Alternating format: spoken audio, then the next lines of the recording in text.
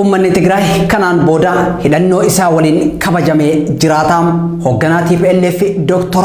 Dabratsiyoon Gabra Mikaa'eltu jedhem raayyaan ittisa biyyaam mo'amee osoo hin taane humni biraa kan nu danqe waan jiruuf hoogganaa bilisignaa Dr. Abiy Ahmad tu jedhem herreega hin cufamintu jiraam dantaa Tigraay kabachiisuuf Amaaraa fi Eertiras deemuu dandeenyaam Geetaachoo Raddaatu jedhem waraana kan Maqalee keessaa baafneef siyaasaa fi deetaa ministeera dhimma alaam ambaasaadar Ridwaan Huseen tu jedhem murteen dhukaasa dhaabuu Itoophiyaa nageenyaaf osoo hin taane kallattii hundaan Tigraay karaa itti cufuun beelessuu fi UN itti ambaasaadara Ameerikaa kan ta'an Linda Thomas Greenfield tu jedhem Itoophiyaan haadursitu dhaadannoon jedhuun kan Koloneel Mangistuu Hayila Maariyaamim Itoophiyaan haabadhaatu kan jedhu ammoo dhaadannoo Abiy Ahmad Aliitim.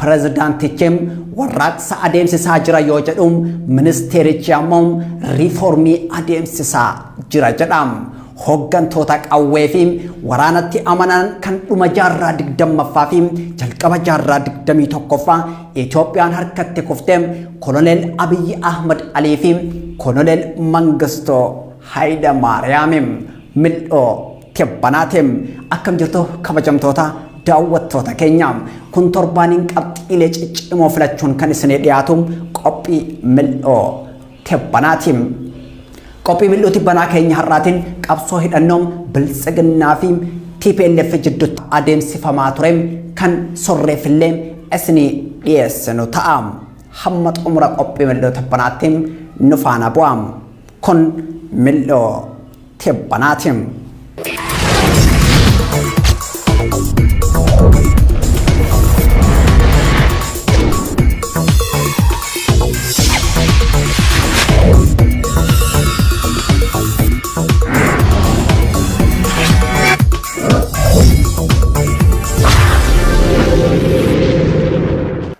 Waa'ee waraana mootummaa naannoo Tigraay fi mootummaa Itoophiyaa jidduutti adeemsifamee fi yaamicha dhukaasa dhaabuu addunyaan taasisaa turte akkasumas diddaa mootummaan federaalaa taasisaa turee fi dhuma irra mo'atame Maqalee gadhiisuu isaa osoo hin mil'atin duraam waa'ee koloneeffattootaam lamaan Itoophiyaa waraanaan ijibbaachisanii fi gaarreen Tigraay keessatti mo'atamanii fi gaarreen Tigraay keessatti waraanni isaanii humna wal fakkaataan booji'amee kaafne ilaallam Koloneel Mangistuu Hayila Maariyaamii fi Koloneel Abiy Ahmad Aliitim qophii MILUU'TIBBANAAM torbaan sadii dura darbe irratti waa'ee wal fakkeenya Koloneel Mangistuu Hayila Maariyaamii fi Abiy Ahmad kaasnee turre har'a ammoo bal'innaan isin mil'achiifnam seenaa Itoophiyaa keessatti Abiy Ahmadii fi Koloneel Mangistuu Hayila Maariyaam beela akka meeshaa waraanaatti fayyadaman jedhamuun komatamuun hoogganaan dargii Mangistuu Hayila Maariyaamii fi hoogganaan bilisignaa Abiy Ahmad Aliin bulchitoota Itoophiyaa beelaa fi waraanaan dhuma jaarraa 20ffaa fi jalqaba jaarraa 21ffaa jilbiiffachiisanidha. Koloneel Mangistuu Hayila Maariyaam fonqolcha sirna fiwudaalizimii irratti taasiseen bara 1974 aangotti yoo dhufu sagantaa yookaan iyyaadrimee bulchiinsaam sooshaalizimii Itoophiyaa ijaara yoo jedhu Koloneel Abiy Ahmad Alii Addawaawii keessaam bara 2018 dhufuun riiformii siyaas dinagdee geggeessummaa uummata Oromootiin dhufeen aangoo qabateem sagantaa yookaan iyyaadrimee bulchiinsa maddamar yookaan eda'amuu jedhamuun Itoophiyaa badhaatee ijaara jedhem. Koloneel Mangistuu Hayila Maariyaam kutaa waraanaa sadaffaa irraa dhufuun miseensota waraanaa 120 kan of keessaa qabu garee dargii jedhamu qabachuun gara aangootti dhufeem Abiyyi Ahmad Ali ammoo garee tiim lammaa jedhamuun kan qabsoo uummata Oromootti dabalame qabachuun gara aangootti dhufeem Mangistuu Hayilamaariyaam akka aangoo qabatu warroota isa gargaaran kanneen akka Jeneraal Tafarrii Bantiim ajajaa kumaa Atinaafuu Abaataam Mogos Walda Mikaa'elii fi Alamaayyoo Hayilee waggaa 3 keessatti ajjeesuun dargiin kan baay'ina miseensotaam waraana 120 irraa ijaarame diiguun isaaphaa ijaareem Abiyyi Ahmadis aangootti akka bahuuf kan isa gargaareem lammaa fi tiim lammaa dhabamsiisuun adda dimokiraasaa warraaqsa ummatoota Itoophiyaa diiguun biltsiginnaa ijaareem Lammaa Magarsaam Qayyibaa Hasan Dr. Milkeessaa Miidhagaa yoo ari'uum Gadduu Andargaachoo fi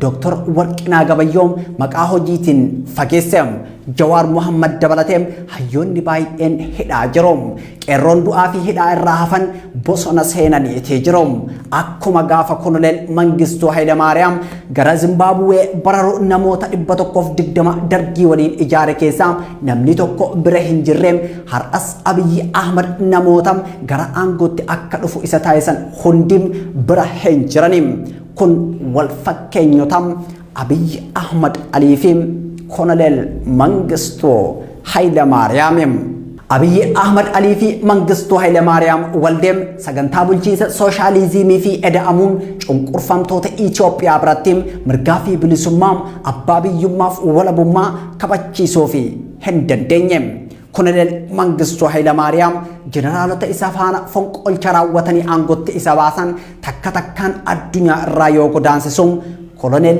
Abiyyi Ahmad Ali ammoo dargaggoota Oromoo kobbee fi dabtaraan adda dimokiraasaa warraaqsa uummattoota Itoophiyaa kuffisaniin aangootti isa baasan nyaatee fixeem lameenuu yeroo aangootti dhufan biyyoota lixaatiin leellifamanii kan jiran yommuu ta'u booda irra ammoo abaaramanii jiru lameen isaaniitu waraanaa fi aangoof jaalala addaa qabu Itoophiyummaan afaan isaaniiti hin bu'um Itoophiyaan hadursituun dhaadannoo Mangistuutiin Itoophiyaan habadhaatuun ammoo dhaadannoo Abiyyi Ahmad Aliitiin pirezidaantichi warraaqsa adeemsisaa jira yoo jedhu ministeerichi ammoo riifoormii adeemsisaa jira jedham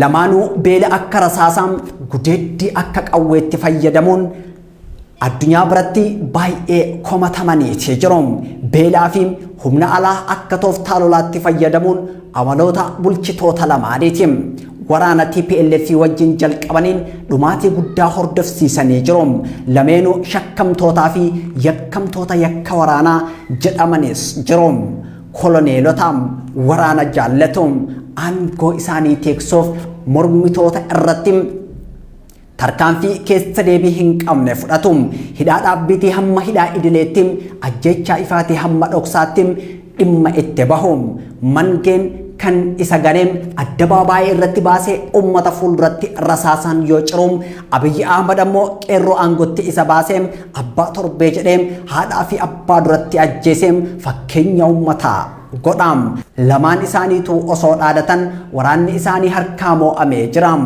kumaatamaanis booji'ameetii jiram sadarkaa geggeessummaatti yoo dhufnu pirezidaantii fi ministeera muummeetiin waraana keessatti ammoo gita koloneelummaa qabum lachoo sirna hojjetaa turaniif irratti qabsooyinee buqqifne jechuun dubbatum Mangistuu Hayilamaariyaam qabsoo keessaniin dhaabni isaappaa jedhamu dhaabbatee jechuun ummata Itoophiyaa qawween dhiitee bulchaa jirutti hime ኢሳፓ ከየት የመጣ ነው? በዚህ ህዝብ ደምና በዚህ ህዝብ ትግል የተወለደ ፓርቲ አይደለም እንዴ?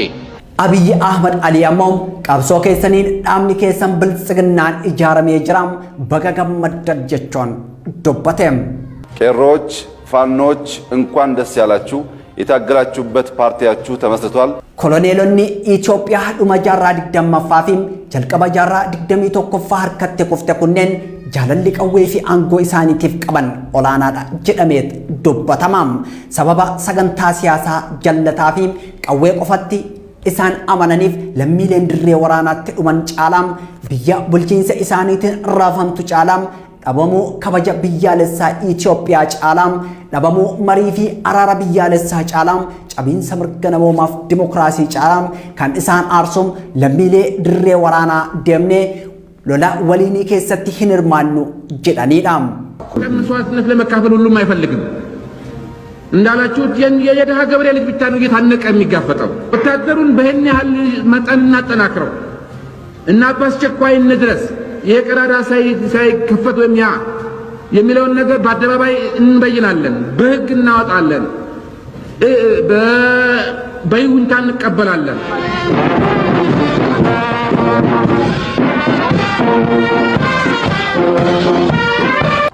ና መከላከያ ግባ መልስ የለም ና ፖሊስ ግባ መልስ የለም ቤት ተቀምጦ ሰላም በተደጋጋሚ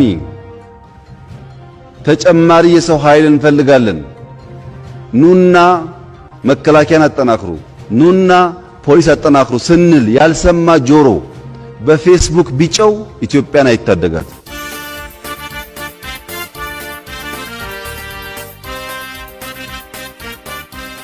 ለማን ኢሳኒቱ አንጎፍ ጀቻ ኢግ አንገላሱ መለም ሬፍ ኢልማን ህየሳ ኮርቶ ጎዳተኒ በርጩማ ሲያሳ ረታኡ መለም ዲግኒ አንገላኡ ኢጆሌ ኢትዮጵያ ኦፊ ወልት ዱካፍቱም ኢሳን ሄን ያቸሱም ከን ኢሳን አርሶ ፊ ደለንሲሱም ለሚ ወራናም ወሊኒ ከሰቲ ሂንርማዱም ፎርማን ረኮ ሲያሳም ዱካሳሚቲም መሪዳም መሪአዳ ፍጣ ጀዱቱም ኢሳን አርሳም bulchiinsa mangistuu Hayila Maariyaam jalatti maqaa goolii diimaatiin namni 500tti dhiyaatuum beelaa fi waraanaan ammoo namni miiliyoona 2tti dhiyaatu akka dhumeem seenaan ragaa bahaam koloneelichim ajjechaa kana hunda kan raawwateef tokkummaa Itoophiyaa fi Itoophiyaanotaatiif jechuun Itoophiyaanotuma fixaa tureem gaaf tokkoom angoof jedheem hin beekum Itoophiyaaf kan ta'eem maaliif Itoophiyaanonni dhumaniin gaafii MILUU'TIBBANAA Abiy Ahmed tokkummaa Itoophiyaa fi Itoophiyaaf jecham arsaa barbaachisu ni kafallam Itoophiyaan kan bittinnoytum erga nuti bittinnoyneen boodam hamma nuti jirrum Itoophiyaan hin diggamtu jechuun dubbatam. They do not want to see anything, die, to kill anything, not even an insect. I really do not want to step on that. But the truth is that I am not ready to compromise on the supreme interest of the Ethiopian people. ኢትዮጵያን ማፍረስ የሚቻለው መጀመሪያ እኛን ካፈረስክ በኋላ እንጂ እኛ ተቀምጠን ኢትዮጵያን ማፍረስ ለማንም የማይፈቀድ መሆኑን በደንብ መገንዘብ ጥሩ ገሩ ጉያ ጉያን ወንት እንራወቱ ወንት ኢትዮጵያ በተነሶፊም ኢትዮጵያ ዲጉዳም ለማኑ ደንታ ኢትዮጵያ ፊም ኢትዮጵያ ሰበባቸውን ዲገ ሚሊዮኖታ አንቀላሰኔ ጅሮም ዋንጆ ቀብሩማም ሞርማ ኡመታ ረቲ አከፈአሙም ታሰሰኔ ጅሮም ኢትዮጵያን ቢየቤላፊም ወራና አከጀዳምቱም ሾራህ ኢሳኒ ባሃኔት ጅሮም ኮሎኔል አብይ አህመድ ስተኤ ኮሎኔል መንግስቱ ኃይለ ማርያም ሞርሚቶታ ኢሳኒፍ ኢፋምኒ አከ ህንጅሬም አደባባይ ረቲ ዱበቾን መርከነሰኔ ጅሮም ከን ዱበታን ሞ ሆጀቲ ሂኩን ሂዳ ሐማ ጎሊ ዲማቲም አጀቻ ሐማ አችቡቴ ደበምሲሱቲም ዲማ ኢትባሃኒት ጅሮም ኮሎኔል መንግስቱ ኃይለ ማርያም ሞርሚቶን ኒ በርበዳኡም ኒቦ አነጀቾን ዳደቴም ይደመሰሳሉ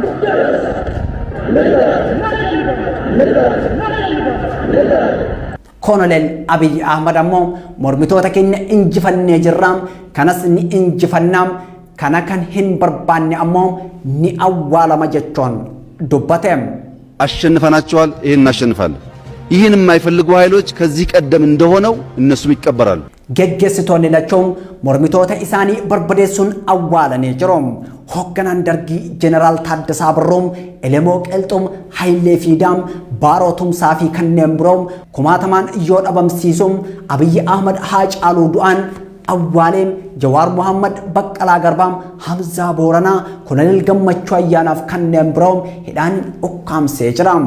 Koloneel Mangistoon hamma namni tokkoo fi rasaasni takka haftuttiin waraana dhaabuu itti fufaam hunduu gara adda waraanaa imaluu qaba jechuun daa'imaa hamma guddaattiin beekaa hamma wallaalaattiin qotee bulaa hamma daldaalaattiin dirree waraanaatti bobbaaseem wambadee wajjin jaarsummaan hin jiruum hamma addi kiyyaam rasaasaan bittinnaa'otti qabsoo itti fufa jechuun dhaadateem. ደግሞ ለመተን እስከተቀጠለ ድረስ የኔ ግንባር እስከተበተነ ድረስ ደግሞ በበኩሌ ከኢትዮጵያ አንድነት ኃይሎች ጋር ትግሌን ይቀጥላል። Garuu Koloneel Mangistuu Hayilamaariyaam osoo kallachi isaa rasaasaan hin bittinnaa'in osoo isaa fi rasaasni tokko qofti hin hafin waraana kumaatamaan mormitootatti bobbaase booji'amsiiseem Eertiraa fottoqsee injifatamuun Zimbaabuween of dhaheem.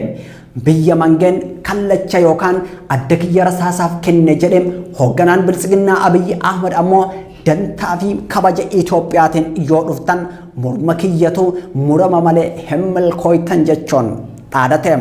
ክብርና ጥቅም ከመጣችሁ አንገቴ ይቀላል እንጂ አይደረግም። Garuu dantaan Itoophiyaa fi Itoophiyaanonni Itoophiyaa keessatti barbaadan qawwee fi beela osoo hin taaneem dararaaf gidiraa osoo hin taaneem gudeeddii fi humna alaatiin ajjeefamuu osoo hin taaneem dimokiraasiif bilisummaam walabummaa nageenyam misooma guddinam abbaa biyyummaa barbaadoodhaam. Garuu muummeen ministeeraa gadaa bulchiinsa isaa fixate Itoophiyaa siyaasaa fi waraanaan qormaataa jiruun dantaa kabaja mirga namoomaa osoo hin taaneem dantaa kabaja aangoo isaatiif akka dubbatutu himamaam. Abiyyi Ahmad yeroo gara aangootti dhufuun addunyaan teessoo irraa ol kaatee harka dha'uu fi qofa osoo hin taaneem looreetii nageenya addunyaa godhuun badhaafteem. Haa ta'u malee gargaarsa humna waraanaa biyya ollaatiin lammii qulqulluu ajjeesuu isaatiin qeeqaa fi mormiin jabaan dura dhaabbatuun qoqqobbii diinagdeef oggura fiizaa irra keetteetii jirti. Abiyyi Ahmad garuu qeeqaa fi mormii bulchiinsa isaa irratti Itoophiyaanotaa fi hawaasa addunyaatiin irra gahuun Itoophiyaa diiguu wajjin wal qabsiisuun taraa ፕሮፓጋንዳ jechuun ibsaatee ture. የሚዲያ ዘመቻዎች እና ማስፈራራቶች ሳንንበረከክ ተስፋ ሳንቆርጥ ዘመናዊ ኮሎኒያሊዝም ሊያመጡብን የሚፈልጉና ለነዚህ ጎረምሶች ማስተማር ማሳየት ያስፈልጋል። Koloneel Lelachoom mormiin jabaan ummata Oromoo fi Tigreerraam isaan muudatee jiraam. Gaarreen Baalee fi Arsiim, gaarreen Harargee fi Booranaam, bosonni Wallaggaa fi Gujiim lafa qabsoon dhukaasa qawweem waraana bilisummaa Oromoo isaan danqiteedhaam. Kaabni Itoophiyaa naannoo Tigraay ammoo lafa kufaatii dargii fi mo'atamoo bilisiginnaatiif sababa taateedhaam. Isaan lachoom naannoo Tigraay fi Oromiyaa wambadeem farreen warraaqsaam farreen jijjiiramaam biyya digdotaam juntaam waraabiyyi guyyaam baandaam baadaa jechuun arrabsoom qabsoo naannoo kanneen lamaanitti taasifameen dargiin waraana kumaatamaan akka harkaa booji'amu taasifamee jiraam. Bilisiginnaanis waraana kumaatamaan lubbuu hobbaasee kumaatamaan ammoo booji'amsiisee jiraam. Waraanni booji'ame ammoo kiyyaa miti jedheem dubbachoo isaatiin. Kana ammoo miidiyaaleen addunyaa garagaraam ragaa viidiyoo fi suuraan mirkaneessaatii jiru. Waraanni Itoophiyaa kumaatamaan humna ittisa Tigraay jalatti booji'ame jiraam.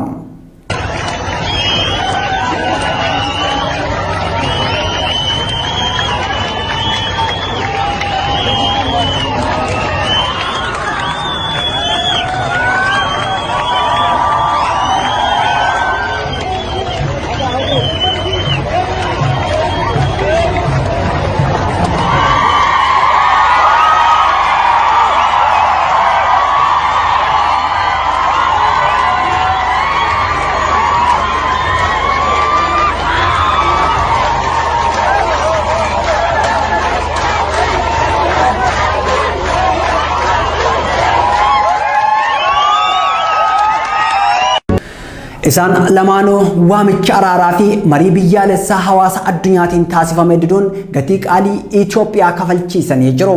Koloneel Mangistuu Hayilamaariyaam osoo Itoophiyaan haa dursitu jedhu ofii dursee lubbuu baafata Zimbaabuwee galee Abiy Ahmed ammoo kana booda TPLF akka daaraa qilleensa irratti bittinnaa'eetiin daaraan qilleensa irratti bittinnaa'ee walitti hin qabamu osoo jedhuun waraana kumaatamaan booji'amsiisee injifatamuun Maqalee gadhiisee bahee jedhameet dubbatama.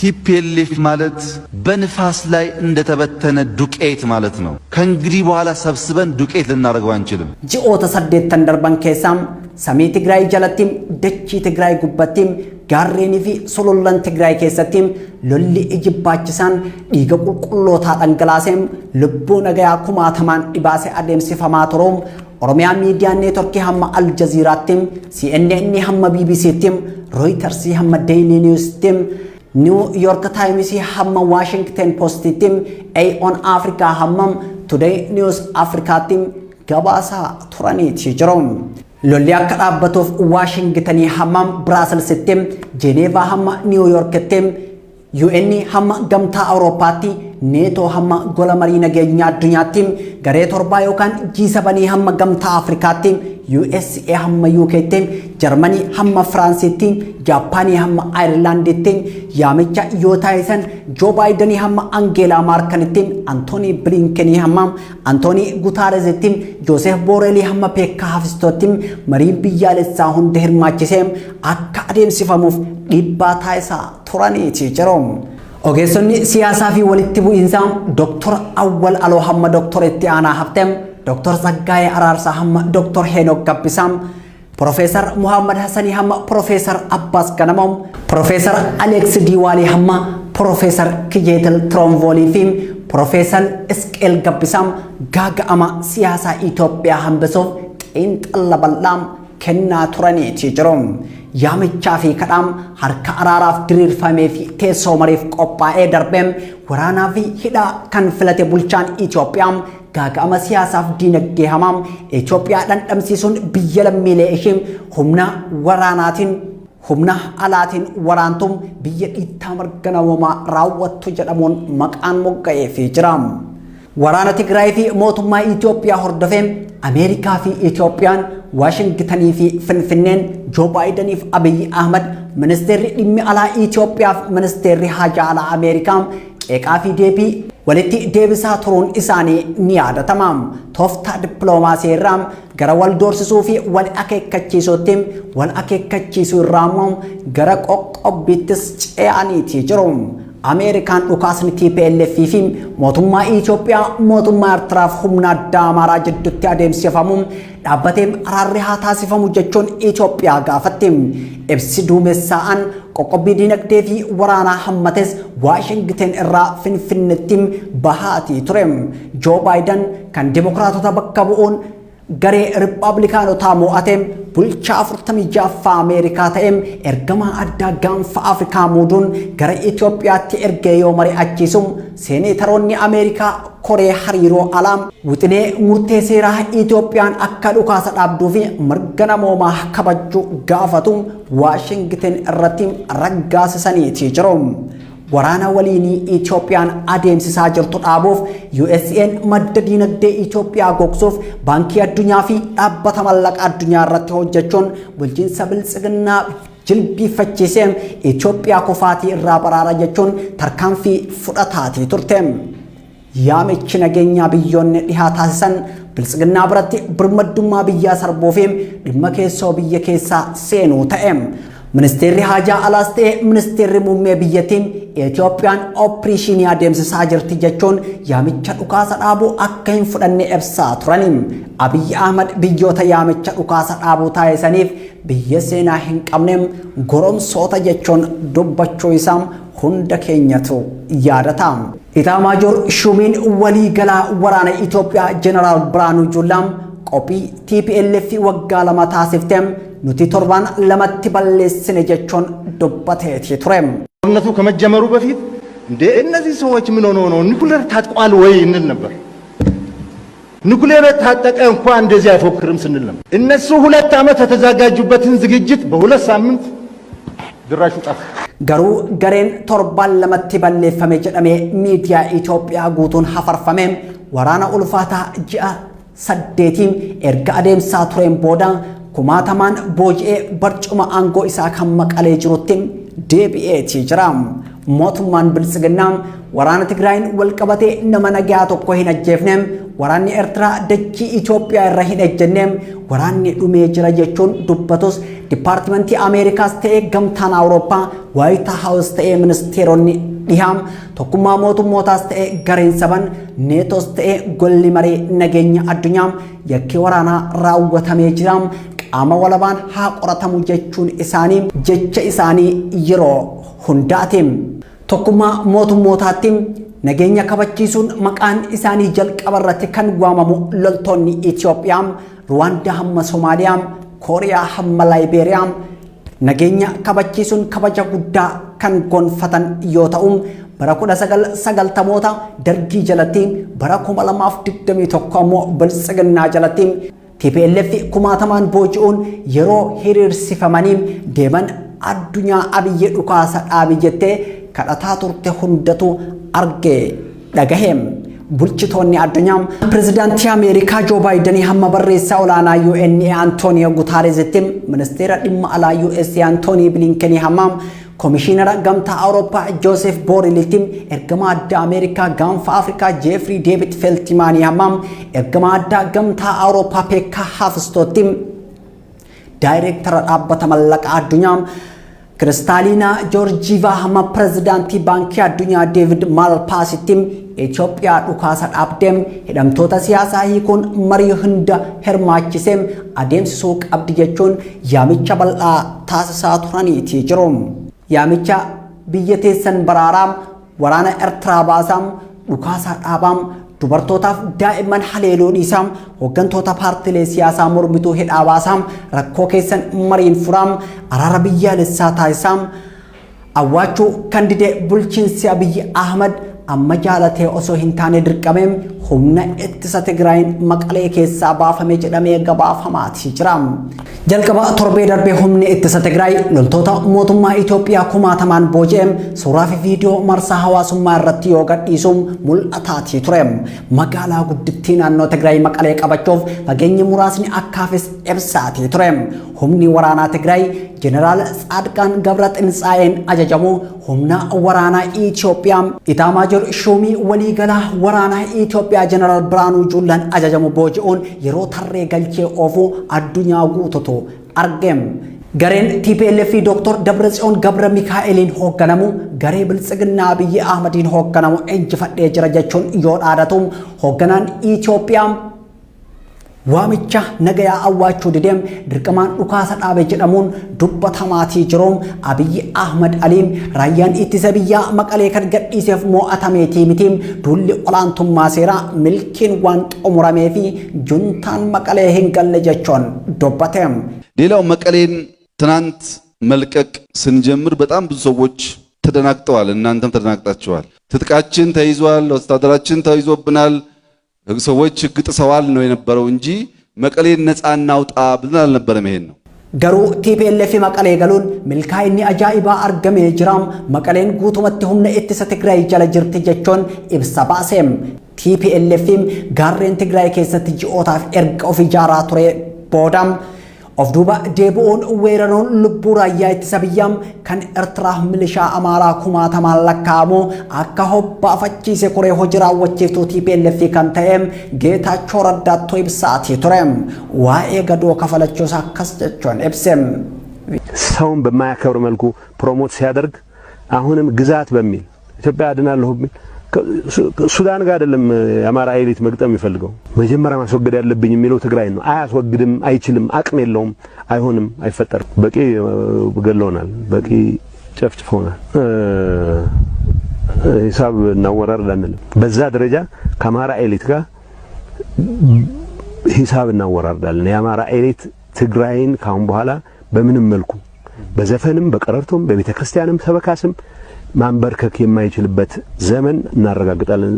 አብይ አህመድ ሐሳሰብ ማለፍ ታይሰ ከሰቲም ሁምና ወራና ከነም kan Tigraay keessa baafneef humni biraa kan nu danqee yookaan nu sodaachise waan jiruuf fuula keenya garasitti deebifachuu qabnam jechuun dubbateem.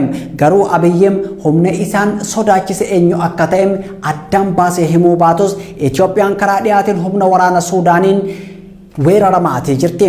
Dhimmi hidha Abbayyaas rakkoo bulchiinsa Abiyyi biraati. Kan biraa baay'inaan ijaaramaa jiraachuun waraana bilisummaa Oromoo yaaddoo guddaa paartii Biltsiginnaa akka ta'etti dubbatamaatee jira.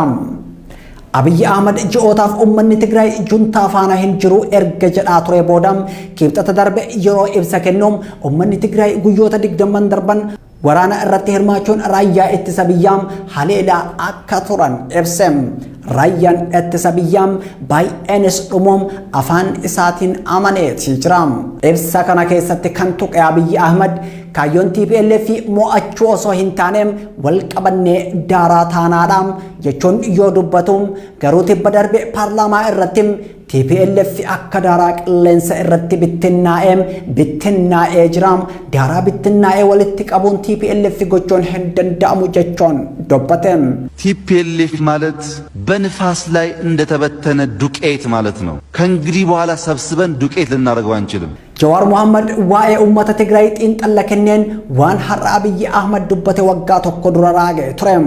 Naannoo Tigraay mootummaan federaalaas ta'ee kan biroo jilbiiffachiisuuf itti deemnaan uummanni fi mormitoonni Tigraay keessa jiran hundi tokko ta'uun waliin qabsaa'uun kun ammoo biyya gara walitti bu'iinsaatti oofuu danda'am jechuun dubbate. ዛሬ በእርግጠኝነት መናገር የሚቻለው ምናልባትም የአብዛኛው የትግራይ ህዝብ ህወሓትን እንደ ፓርቲ ላይ ደገፈው ይችላል። ግን የትግራይን መንግስት የትግራይን ክልል በጉልበት አንበረክካለሁ ብሎ የሚሄድን ኃይል ግን ሁሉም አንድ ሆነው ነው የሚታገሉት። ላይገባቸው ይችላል። አይ ነው የናሽናሊዝም እንዴት እንደሚሰራ ስለማቅ ህወሓትን አጥብቀው የሚተቹት ኃይሎች ሳይቀሩ በክልሉ ላይ በጉልበት እንሄዳለን ብሎ የፌደራልም ሆነ የሌሎች ኃይሎች የሚሞክሩ ከሆነ አንድ ሆነው ነው የሚታገሉት። Deetaan ministeera dhimma alaa Itoophiyaa ambaasaadar Reedwaan Huseen ammoo murteen raayyaa ittisa biyyaa Maqalee keessaa baasu murtee siyaasaatii malee dhimma waraanaatii miti jechuun ibse. Ibsi ambaasaadar Reedwaan Huseen haasaa Abiyyi Ahmad taasiseen wal faallessa.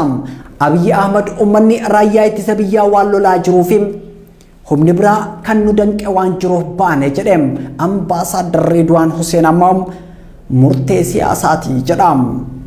Gareen TPLF yaamicha dhukaasa dhaabuu baacoodha yoo jedhuun Geetaachoo Asaffaa dantaa Tigraay kabachiisuuf gara Amaaraa fi Eertiraatti imaluun barbaachifnaan ni goona jechuun dubbate.